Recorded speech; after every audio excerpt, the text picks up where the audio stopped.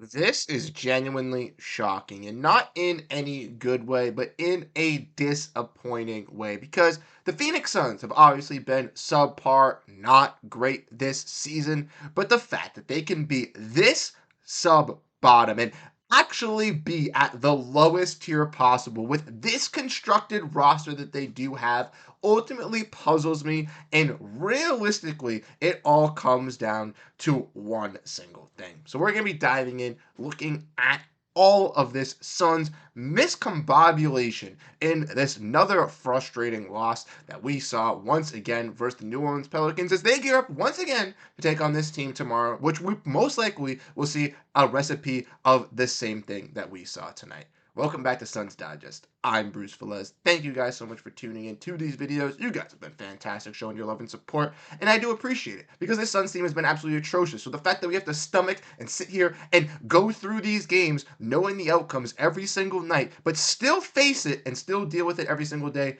goes and shows how much we truly do appreciate basketball and how much we really do love the team for what it is in general. So thank you guys so much for tuning in and showing your support. But without further ado, let's dive in and let's get into the news as it's just unexplainable. No words, man. Just no words. We saw last game versus the Memphis Grizzlies. This Suns team combat offensively, right? Dropped 149 points, a game they should have won in, unfortunately losing in overtime with some unfortunate missed free throws. But tonight versus the New Orleans Pelicans, we saw them suit up against a team that they had played previously this season. One time. The first time that they played this team was in December.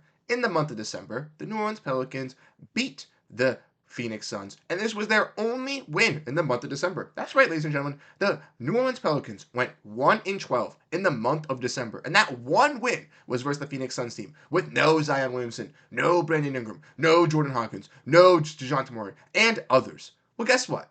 The Suns saw a little bit of deja vu once again tonight as they lost again to the New Orleans Pelicans, 124-116, in a game where once again the lack of defensive effort, the lack of any defenders on this Suns roster, on the court for this Suns team, very for that matter, was clearly put on display as New Orleans Pelicans and the Phoenix Suns went back and forth, just trying to shoot, score, lights out, just trying to open up the game offensively. And fortunately for the Suns, they saw the Pelicans do it in better succession. And for this Phoenix Suns team, they are 2-10 this month, ladies and gentlemen. In the month of February, they are 2-10.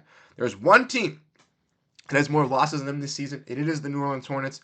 And I'm freaking out, man. It is absolutely ridiculous. If we look at the box score here for the Suns, there were some bright spots, to be fair, right? Devin Booker, Kevin Durant, absolutely balled out with no Bradley Beal. Unfortunately, Bradley Beal with some calf tightness did not play tonight. But Devin Booker, 36 points. Kevin Durant, 28 points. Devin Booker, 13 for 29, 6 for 16 from the field. Absolutely electric in the zone from the beginning. And Devin Booker had a very, very fantastic a save going out of bounds where he passed it to Nick Richards, and then the next possession, Katie got a block. Devin Booker hit another three. Those were really, really solid rhythms. We saw Kevin and Devin both continue to thrive in this game for the Phoenix Suns, regardless of what defense the Pelicans were throwing at them, and they were just finding buckets and getting to it. And we know that Kevin and Devin can do this, right? These are the two players as Suns fans that we have been trusting in, and if they truly built around these guys with the key roster are full of defenders, a shot blocker,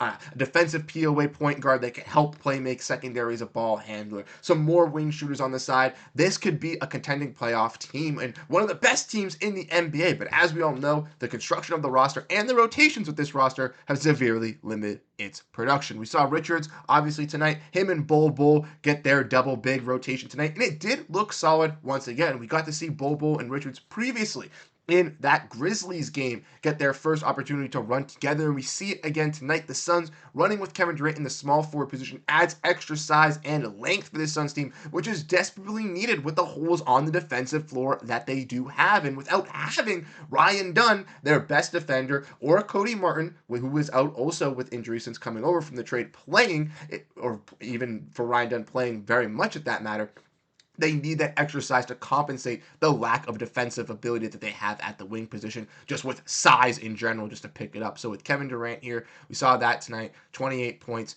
6 rebounds, 2 assists, 1 steal. But Bol Bol and Richards also add in with that extra size that the Suns do need with the ability to rebound, because we obviously know with Yusuf Nurkic, they've been playing Mason Plumlee, but that still hasn't held over for them missing rebounding, and they didn't trade for any extra rebounding when trading away Yusuf Nurkic. So a guy like Bol Bol's had to be in that extra attacker, and he has been. Bol Bol once again had a career high last game. Now, once again, tonight, 6 for 10 from the field, 50% from 3, 16 points. Has been absolutely electric for the Suns team. Wasn't as big of a presence in the second half as he was in the first half, but you love to see with Bol Bol. And Tyus Jones, I do got to give him his flowers. I know on the stream today we were kind of talking a little bit bad about Tyus Jones. He hasn't really been a great fit for this team, but tonight was very efficient and effective for the Suns. One of his best games, 12 assists, 15 points, 5 for 6 from the three-point range. And Tyus Jones can have games where he does this, and there's no knock on Tyus Jones. I think he would be effective for this Suns team if he was the backup point guard, and if the Suns, had a little bit of a different roster. And I think Tyus Jones could be more effective and maybe could potentially even be a starting point guard on a different team other than the Phoenix Suns. I just don't think that the fit really works with all the other small guards on this team. But tonight, he obviously, with no Bradley Beal, was able to be that secondary guard alongside Devin Booker, so he could succeed. After that, though, it did get a little bit weird with this Suns team.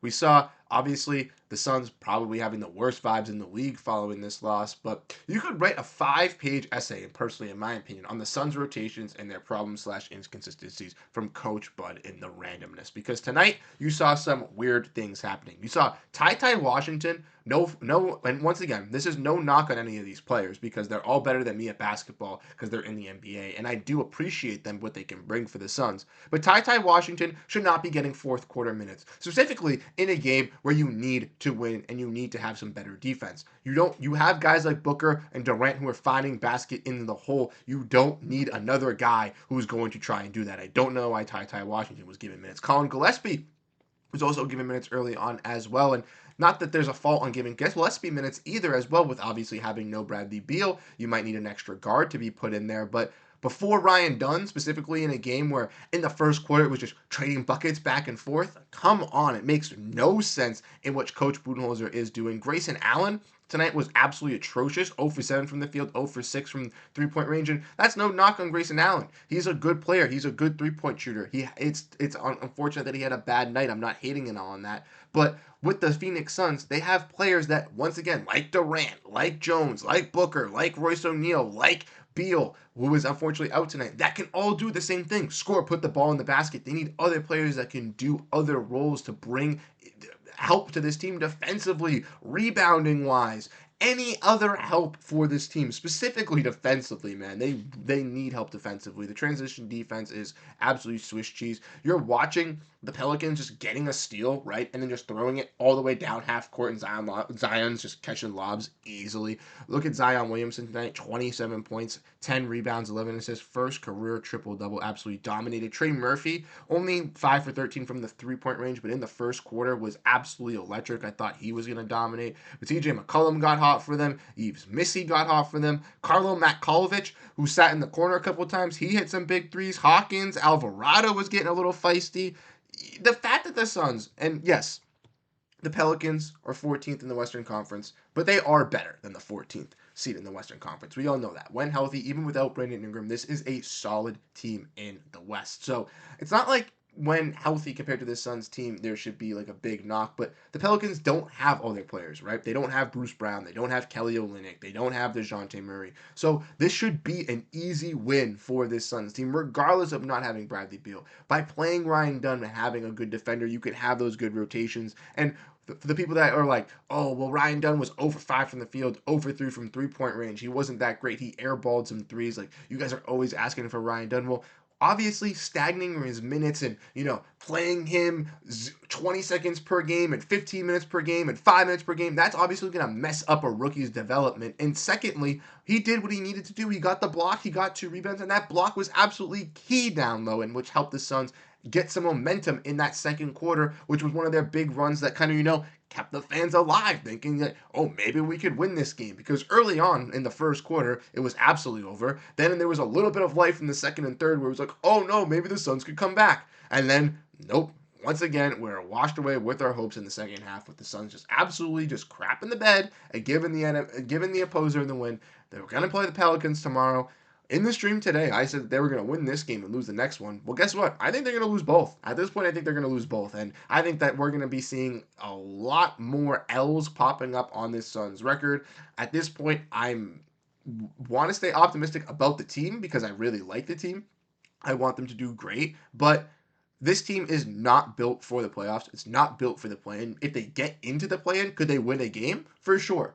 If they get to the playoffs, could they win a game in the playoffs? Maybe. But they're not winning no playoff series. No offense to these players. It's not Kevin's fault. It's not Devin's fault. It's the fact that Mike Budenholzer has random rotations, loves Mason Plumlee, doesn't play Ryan Dunn, didn't play Bol Bol for 2/3 of the season at this point when Bol Bol has been one of the best production places of all this for this team. Why weren't the Suns investing in trying to figure all of this out when they were trying to solve the Yusuf Nurkic problem, when they were trying to address these Bradley Beal for Jimmy Butler trade rumors? Because then there could have been some actually formidable moves done. Why didn't they look to add more defensive wing pieces? Why do they have 5 guys that all play similar role? Now, obviously, that's not all just on Budenholzer. It's obviously on the front office, Matt HB as well. But there's obviously everyone is here to blame. I don't think the players are as much to blame. You saw it in these last couple of contests. The Suns are giving it their all. Kevin and Devin are working their butt off every single night. I'm not going to fault them in any single way. I'm not mad at those guys. But it's ultimately difficult to watch this team play basketball when you know the outcome every single night is, even if they're close to winning the game or even if they have the lead, that they are eventually going to lose and you're going to see it unfold. And truth be told, it happens every single night. It's absolutely disgusting. We'll have to see what happens with the Suns going into tomorrow's contest. So once again, to take on the New Orleans Pelicans. Let me know your thoughts down below in the comment section on this video. It's crazy. It's shocking. I didn't think the Suns would be ever this bad. Now, not even bad, but this bad, and it's very very scary as a Suns fan looking into the future for next season. As who knows who's going to be on this team? Will Durant be on this team? Will Beal be on this team? Will Booker be on this team? Will it be a bunch of young guys? We'll have to wait and see. Let us know your thoughts down below in the comment section, how you guys ultimately feel, and I'll catch you guys in the next one. Have a great rest of your night, and go Phoenix Suns. Peace out, y'all.